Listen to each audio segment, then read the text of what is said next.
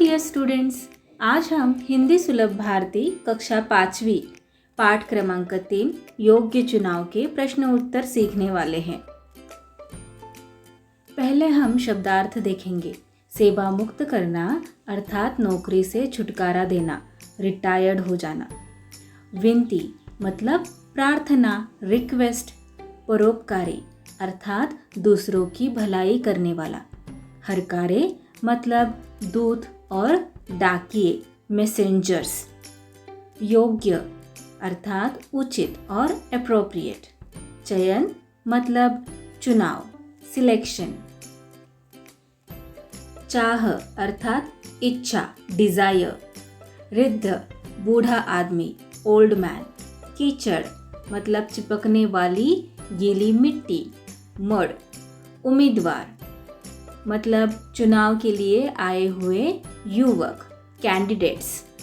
दृश्य अर्थात नज़ारा जिसे देखा जाए। चिंता मतलब फिक्र, विनम्रता से अर्थात नम्रतापूर्वक। कीचड़ से सने मतलब कीचड़ लगे हुए। स्वयं खुद, गुण, विशेषताएं और खूबियाँ, क्वालिटीज। सुयोग्य अर्थात लायक, एबल। न्याय का मतलब है इंसाफ, जस्टिस। ढिंढोरा पीटना अर्थात ढोल पीटकर अपनी बात दूसरों तक पहुंचाना, अर्थात टू अनाउंस। प्रश्न पहला, कोष्टक में से उचित शब्द चुनकर रिक्त स्थानों की पूर्ति करो। कोष्टक का मतलब है ब्रैकेट में दिए गए जो शब्द है उन्हें हमें उचित स्थान पर भरना है और वाक्य पूरे करने हैं। सो यहाँ पर कोष्टक में दिए गए शब्द है दरबार, उम्मीदवार, कर्मवीर, सेवा मुक्त, कीचड़। जगत राम ने राजा से स्वयं को डैश करने की विनती की, सेवा मुक्त। 2 नंबर पर दिया गया है, रिद्ध की बैलगाड़ी का एक पहिया रास्ते के किनारे डैश में फंस गया था, कीचड़ में फंस गया था।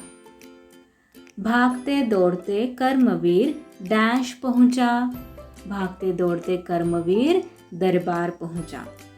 सारे डैश कर्मवीर को देखकर हंसने लगे, सारे उम्मीदवार कर्मवीर को देखकर हंसने लगे।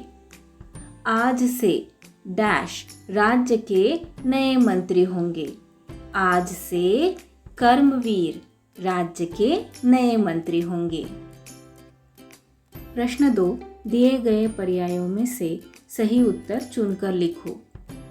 1. मंत्री जगत राम सेवा मुक्त होना चाहते थे क्योंकि वे अस्वस्थ रहते थे, वे गांव में जाकर रहना चाहते थे, वे बूढ़े हो चुके थे। इन पर्यायों में से उचित पर्याय कौन सा है?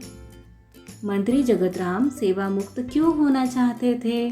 क्योंकि वे बूढ़े हो चुके थे। तो सही आंसर होगा ऑप्शन नंबर क, तीसरा ऑप्शन करेक्ट है। वे बूढ़े हो चुके थे। दूसरा प्रश्न, नए मंत्री का चयन राजमहल में किया जाना था, खुले मैदान में किया जाना था या राज दरबार में किया जाना था? नए मंत्री का चयन राज दरबार में किया जाना था।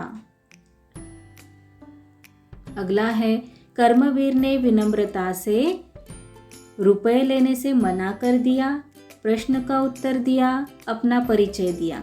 क्या किया कर्मवीर ने विनम्रता से? रुपए लेने से मना कर दिया।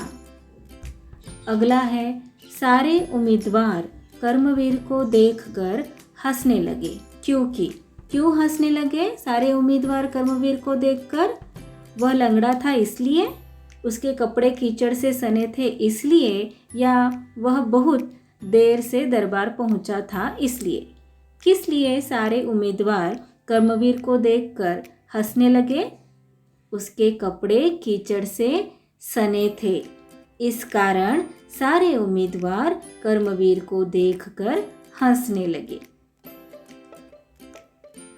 वह व्यक्ति कोई और नहीं बल्कि स्वयं राजा मंगलसेन थे, मंत्री जगतराम थे, उम्मीदवार कर्मवीर था।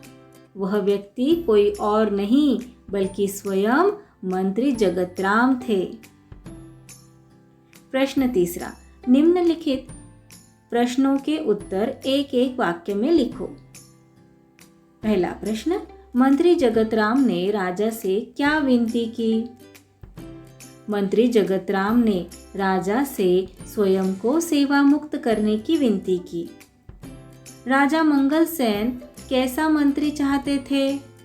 राजा मंगलसेन जगतराम जैसा सेवाभावी, परोपकारी और ईमानदार मंत्री चाहते थे।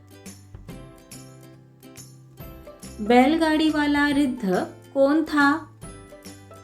बैलगाड़ी वाला रिद्ध स्वयं मंत्री जगतराम थे। 4. कर्मवीर को राज्य का नया मंत्री क्यों चुना गया?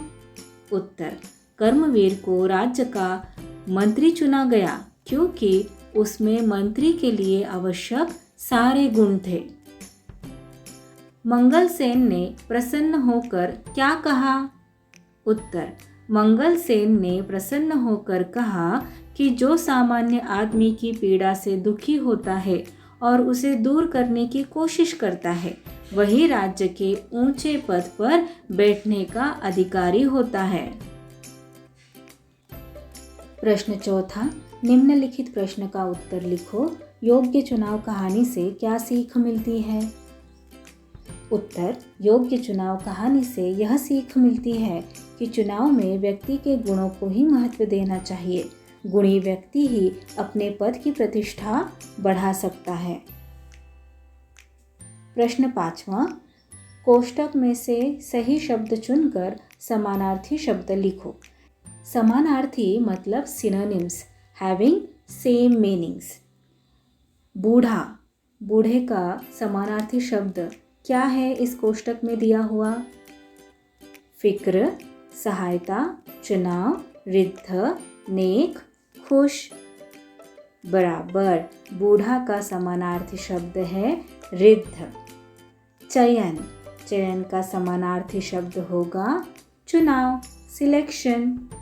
ईमानदार, ईमानदार का समानार्थी शब्द है नेक। प्रसन्न, खुश। चिंता, चिंता का समानार्थी शब्द है फिक्र।